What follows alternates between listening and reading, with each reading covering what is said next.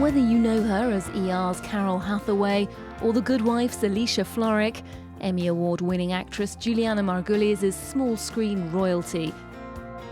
She's amassed a cult following for her on-screen persona, so who better to judge a new crop of miniseries at a festival celebrating the format here in France? Julianna Margulies, thanks so much for joining us. My pleasure. You're on the jury here at the Série Mania Festival in Lille, and it's a bit of a role reversal for you because you're judging performances and normally you're performing. And as a viewer, are there any particular themes, storylines or characters that will really get your vote? Are you biased in any way? Am I biased in any way? I don't think I am. I'm very open. As a jury member, I feel it's my duty to come in expecting nothing. I have no expectations. What's going to win me over is when I see a character I 100% believe in, where I'm not seeing acting. A storyline that's compelling, that's human, that makes me think and feel. And something I think is enjoyable.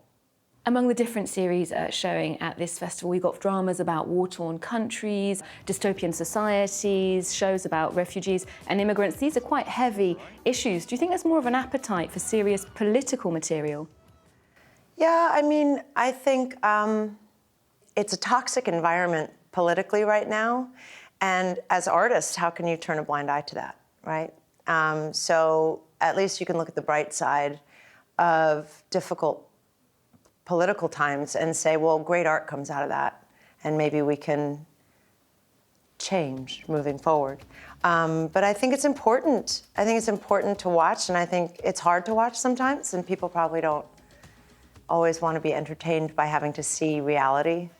But I also think it's important to remember you are an entertainer and that people want to escape their real life. Indeed, an upcoming project of yours, The Hot Zone, actually tackles a very serious issue. You play Dr. Nancy Jackson, that deals with viruses and Ebola. What drew you to that character and that complex storyline? I'm furious. I vowed I'd never do anything medical after ER. I couldn't believe that the book, which our miniseries is based on, The Hot Zone, I couldn't believe that it happened in 1989, and it was 2018 at the time when I took the job, and nothing's changed, really. I couldn't believe that this woman saw Ebola on US soil for the first time ever and had to fight to be heard. I don't understand science deniers, so I felt like this was such a great, also it was my old boss, Ridley Scott, produced it with Linda Obst and Nat Geo, which I've always wanted to work with. A huge fan. I felt like it had to be told. The story had to be told. It was harrowing to make, but great actors, really fun group of people, and unfortunately a horrible subject matter, but relevant today. This is one of the deadliest places on Earth. Every known virus is here. It's going to seem very claustrophobic. People panic. They scream. You need to be straight with me. Can you do this?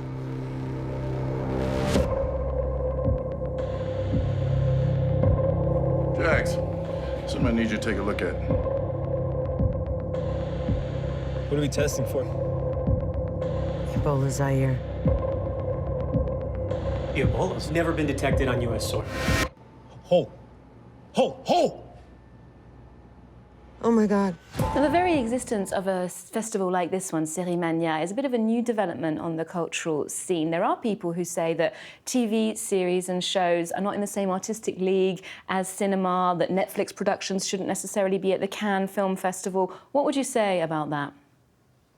I'd say they're wrong. I think the reason why the television industry has exploded and platforms like Netflix and Amazon and Hulu is that you cannot look me in the face and tell me that Handmaid's Tale is not one of the most artistic, stunning works of art you've ever seen. I mean, everyone's performance, Elizabeth Moss especially, but every shot is a painting. That's not cinema because it's easy to get to because it's on television. I don't buy that argument at all. I feel like wherever there's a good story to be told, whatever platform it is, tell the story. Talking about previous roles of yours, in the show Dietland, you play Kitty Montgomery, a kind of glamorous, perfectionist fashion editor. I must admit, she's not very likable. Horrible. She displays some traits that are decidedly unfeminist, I think. What's the appeal of playing someone who's not nice? I never get to play someone who's not nice. I'm always the girl with the heart on the sleeve. It's fine, and I appreciate the sentiment. But when Marty came to me with that job offer, I read it and I said, what, me? A redheaded bitch beyond, you know? And so I met with Marty out of sheer curiosity to say, why would you even think of me? And she said, because I'm dying to see you play this. And I had just come off The Good Wife, so I was tired. And I said, if you can make my schedule where I only work 2 days per episode, where it's not my full-time gig, I would love to tackle that. And God bless them, they did.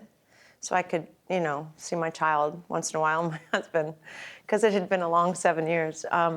It was like candy for me. I had so much fun. It's much more fun to play a villain.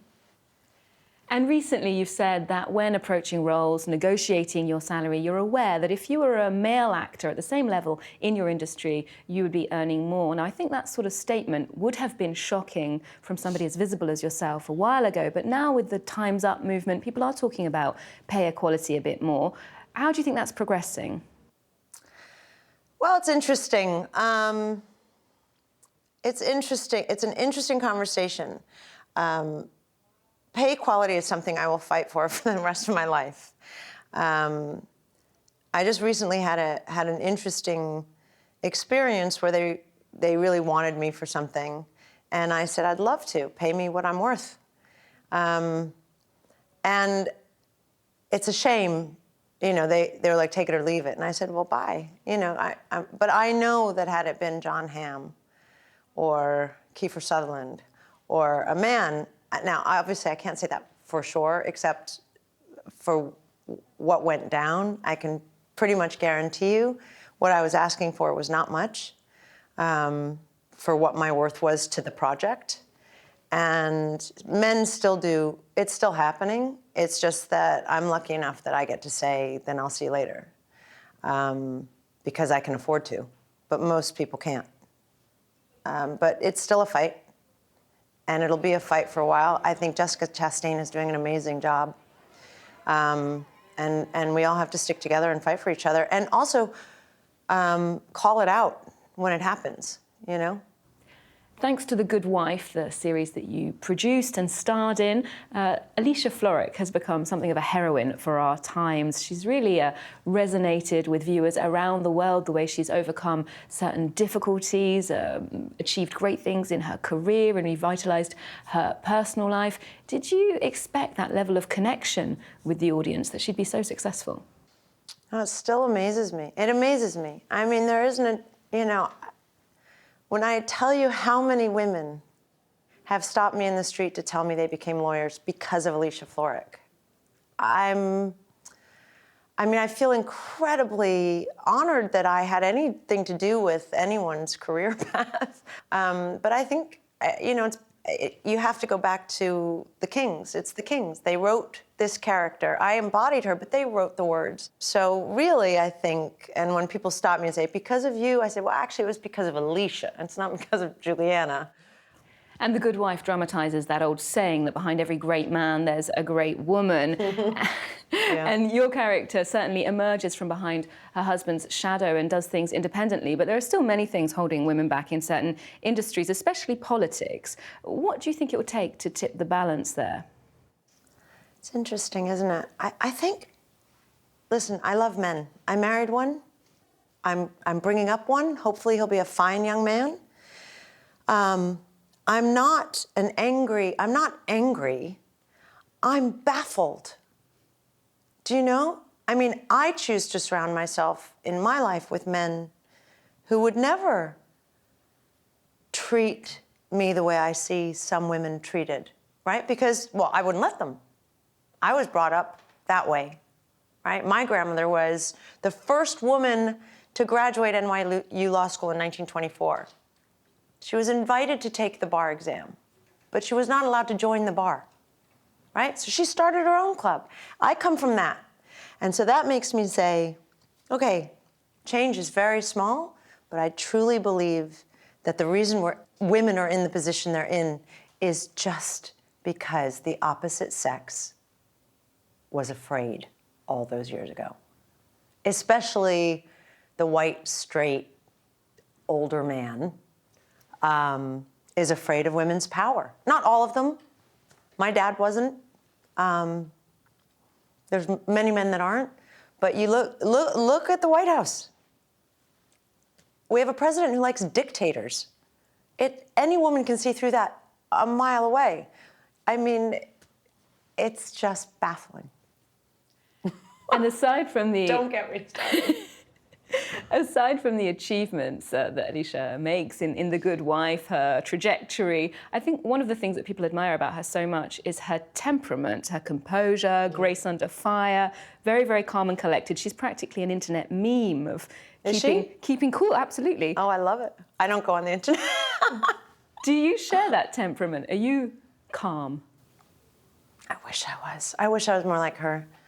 Mind you, I think she suppresses a lot of things. I'm learning to try and stay calm. I married calm, so I watch him and I think, how do you stay so calm? No, I'm an actress. I'm choleric. I have fire. I am learning, but I'm reactionary. You know, I feel things very deeply and passionately, and I'd like to be a little bit more like Alicia, to be honest. Julianna Margulies, thank you so much for joining us.